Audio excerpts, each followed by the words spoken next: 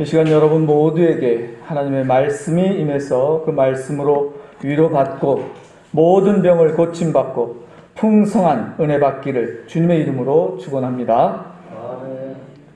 오늘은 사순절 넷째 주일입니다. 지난주에는 하나님께서 기뻐하시는 금식이 무엇인지에 대한 말씀을 전했습니다. 하나님은 금식을 할 필요가 없다고 말씀하시는 게 아닙니다. 우리의 악한 죄를 깨닫고 슬프고 괴로운 마음으로 하나님 앞에서 자신의 죄를 참회하며 금식할 필요가 있습니다. 그러나 하나님 앞에서 또한 많은 사람들 앞에서는 하나님께 죄를 참회하는 금식을 한다면서 뒤에서는 악한 일을 꾸미고 악한 일을 계속한다면 그런 금식은 하나님을 속이는 거짓 금식이라는 말씀입니다. 그런 위선적인 거짓 금식은 하나님께서 결코 기뻐하시지 않는다고 말씀하십니다. 오늘은 본문 8절 이하의 말씀을 전하겠습니다. 8절과 9절 말씀을 다시 읽어보겠습니다. 그리하면 내 빛이 새벽같이 비칠 것이며 내 치유가 급속할 것이며 내 공의가 내 앞에 행하고 여호와의 영광이 내 뒤에 호위하리니 내가 부를 때에는 나 여호와가 응답하겠고 내가 부르짖을 때에는 내가 여기 있다 하리라. 또 11절 말씀은 이렇습니다. 여호와가 너를 항상 인도하여 메마른 곳에서도 내 영혼을 만족하게 하며 내 뼈를 견고하게 하리니 너는 물된 동산 같겠고 물이 끊어지지 아니하는 샘 같을 것이라. 어떻습니까? 참으로 듣기에 좋은 말씀 아닙니까? 이 말씀을 듣기만 해도 힘이 나고 위로가 되고 기쁨이 됩니다. 하나님께서 말씀하십니다. 내 빛이 새벽같이 비칠 것이다. 내 병과 상처가 속히 나을 것이다. 내가 너를 앞뒤에서 호위할 것이다. 내가 부를 때에 나 여호와가 응답하겠다. 내가 부르짖을 때에 내가 여기 있다 하겠다. 또한 항상 너를 메마른 곳에서도 풍족하게 할 것이며 내 뼈를 튼튼하고 건강하게 할 것이다. 너는 물된 동산 같겠고 물이 끊어지지 않는 샘처럼 되게 할 것이다. 이 말씀 가운데 교인들이 특별히 좋아하는 말씀이 있습니다. 마치 유행처럼 좋아하는 말씀이 있는데 어떤 말씀일까요? 한 번이라도 들어본 말씀이 있습니까? 이런 선물 같은 거 줄 때 거기다 이렇게 써놓더라고요. 무슨 말씀이냐면 11절에 있습니다. 너는 물된 동산 같겠고 물이 끊어지지 아니하는 샘 같을 것이라는 말씀입니다. 이 말씀을 읽으면 이 말씀은 바다에 사는 여러분들 같은 어부들보다는 땅에서 사는 농사 짓는 농부들이 훨씬 더 좋아할 말씀입니다. 농사 짓는 사람들에게는 물은 곧 돈이지요.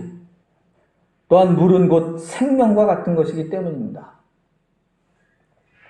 물론 물은 모든 사람들에게 매우 소중한 생명 같은 것입니다. 생명 같은 것이 아니라 사실상 물은 생명입니다. 모든 생명체는 물 없이 살 수 없기 때문입니다. 과학자들은 달이나 화성에 생명체가 있는지 없는지 판단하기 위해서 뭘 조사하죠? 물이 있는지 없는지를 조사하고 관찰합니다. 물은 우리 생명체를 유지하는 근본적인 물질이기 때문입니다. 물은 생명과 같은 것이며 생명을 이루는 근본적인 요소입니다. 사람의 몸은 사실상 여러분들이 생각하는 것보다 다르게 흙보다는 뭐예요? 물이 더 많은 부분을 이루고 있습니다. 사람의 몸은 70% 이상이 물로 이루어졌다고 합니다. 하나님은 사람을 물로 만드셨다고 해도 완전히 틀린 말은 아닙니다. 물론 흙으로 만드셨다라고 하는 것은 그 의미가 있는 것이지, 의미입니다. 의미, 뜻인 거예요. 실제로는 물이 더 많이 우리 몸을 차지하고 있다. 아주 옛날에 고대에는 세상 만물이 물로 이루어졌다고 믿는, 그렇게 또 주장하는 철학자도 있었습니다. 전혀 틀린 주장은 아닙니다. 그렇다면 너는 물된 동산 같게 할 것이며 물이 끊어지지 않는 샘 같게 할 것이다 라는 하나님의 말씀은 무슨 뜻이겠습니까?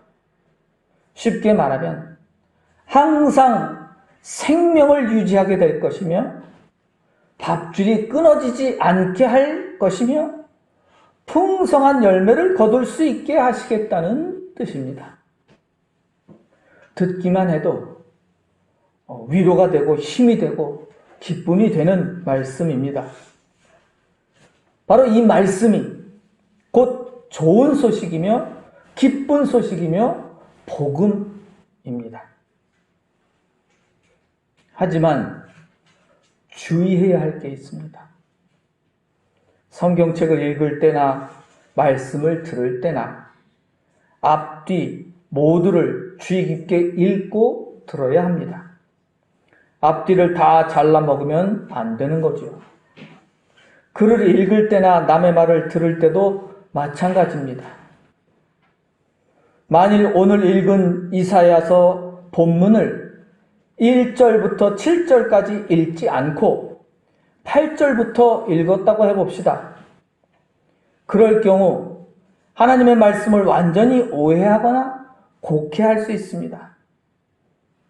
하나님은 내가 부를 때에는 나 여호와가 응답하겠고 내가 부르짖을 때에는 내가 여기 있다 하리라 하고 말씀하십니다. 이 말씀만 읽고서 누구든지 무조건 하나님을 부르면 하나님이 응답하신다고 믿는다면 오해하는 겁니다. 누구든지 무조건 하나님께 부르짖으면 하나님이 내가 여기 있다고 하신다고 믿는다면 오해인 겁니다. 앞에서 말씀하신 것들을 다 빼먹었기 때문입니다. 지금 우리는 매우 중요한 말씀을 빼먹고 듣기에 좋은 말씀만 들은 겁니다. 8절 첫 번째 나오는 말이 무엇입니까? 그리하면입니다. 함께 따라해 보겠습니다. 그리하면.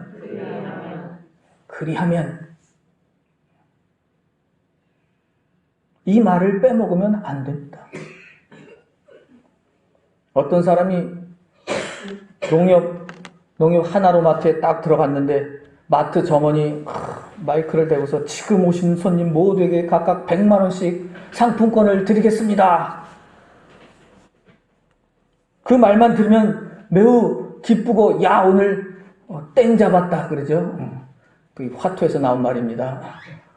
땡 잡았다고. 야 오늘 뭐 그냥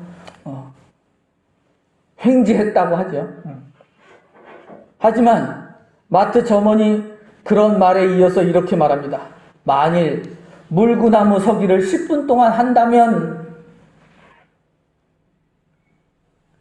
만일 10분 동안 물구나무 서기를 하지 못한다면 100만 원 상품권은 아무런 소용이 없는 것이 되겠죠.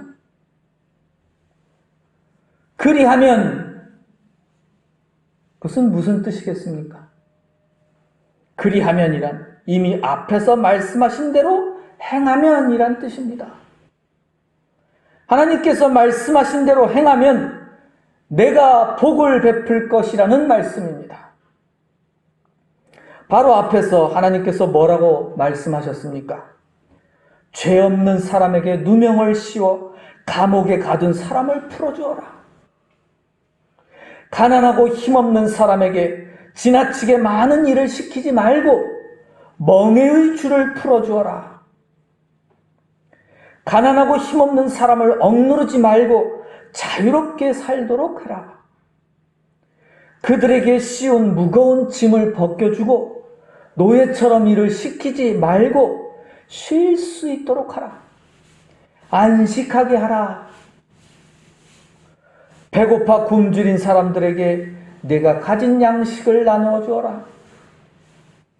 집이 없이 떠도는 사람들을 집에 들여서 대접하라. 헐벗은 사람을 보면 입혀주어라.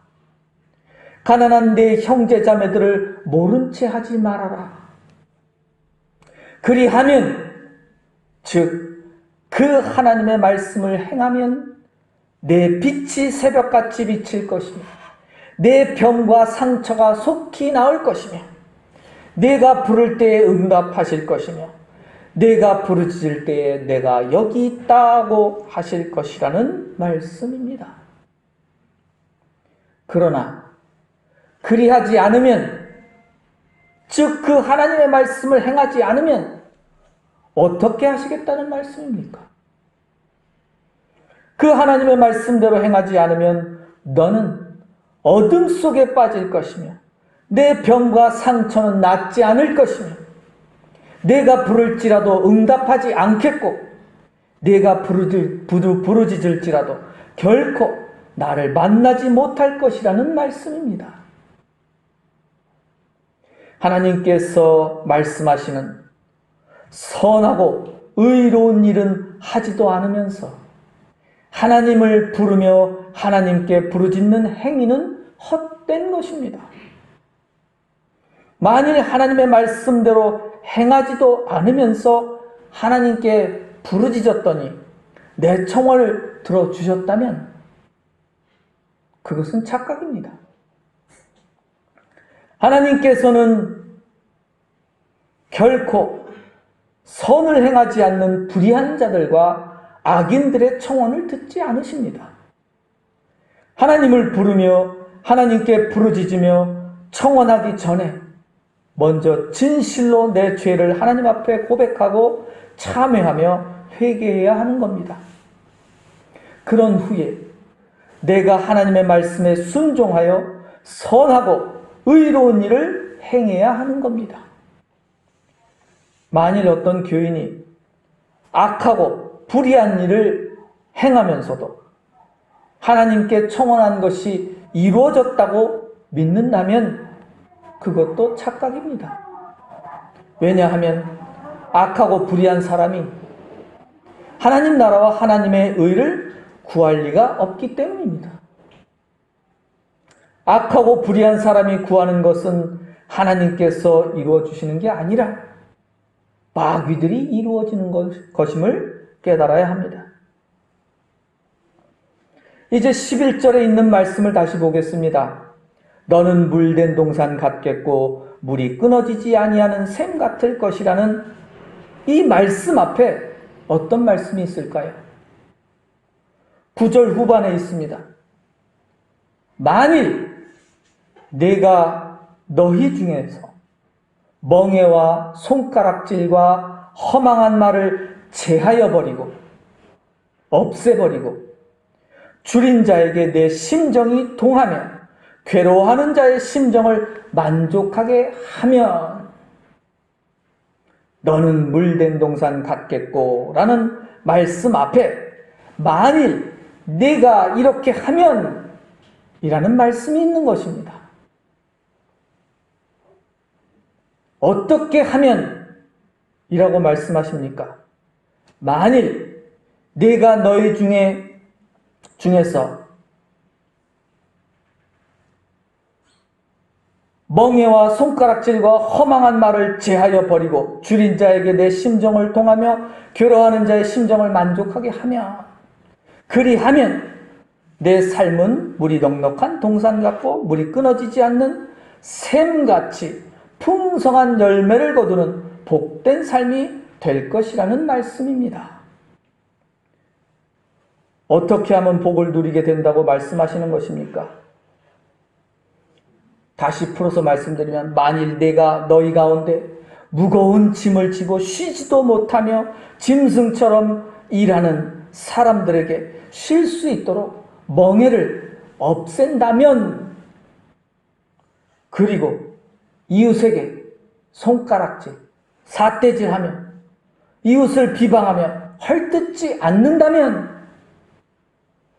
그리고 허망한 말, 즉 이웃에게 욕을 하거나 못된 말을 하지 않는다면 복을 베푸시겠다는 말씀입니다.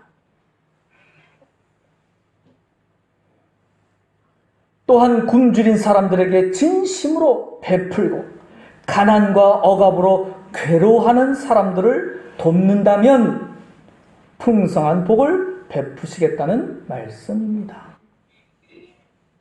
하나님은 어떤 분이십니까? 하나님은 사랑이시며 자비를 베푸시며 은혜를 베푸시는 분입니다. 하나님은 우리에게 언제나 좋은 것을 베푸시는 분입니다.